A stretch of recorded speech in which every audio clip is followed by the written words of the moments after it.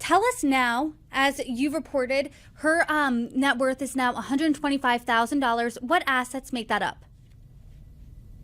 So the vast majority of that, about $100,000 or so, is actually our estimate of how much she's put away in retirement savings.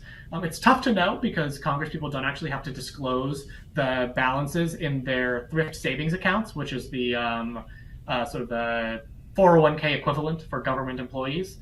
But we estimate that if she's been meeting her match and she's been getting those matching funds that people who get 401ks also typically get, she gets 5% match. That would be about $100,000 as of this year.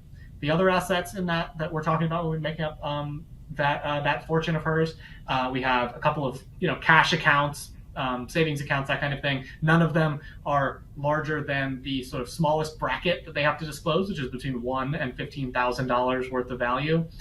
That's a pretty big range, of course. It's hard to know exactly where it sits in there. So we usually take the median. And then besides that, it's her pension, which she became eligible for this year after 5 years of service in Congress. And that's only worth about $15,000 right now. But of course, the longer she stays in Congress, the more and more that will grow. You mentioned that when she first was sworn into Congress, she couldn't afford an apartment. Does she own any real estate now? She doesn't. As far as we know, she still rents in both New York and DC. And she's a big proponent of student loan debt cancellation. How much does she owe in student loans? So she doesn't have an enormous amount anymore. She's talked about this publicly, and she said in 2021 that her balance was around $17,000. We're estimating that, assuming she's been making regular payments, it's around $15,000 these days. That's also the range that we have on her disclosure, and it starts at $15,000. So we're assuming it's pretty close to the lower end of that range there. But I mean, other than that, she doesn't have any other debts that she's reporting. When you were reporting on her waitress salary, you said she was making $27,000 a year. What is her congressional salary today? Congressional salaries are $174,000 for just your everyday member of Congress. That actually hasn't changed in about a decade or over a decade.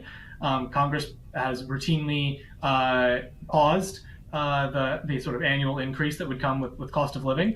And AOC has actually been a vocal proponent of raising congressional salaries. She argues that it makes that if you keep the salaries too low, people are more likely to go try to find more corrupt income elsewhere.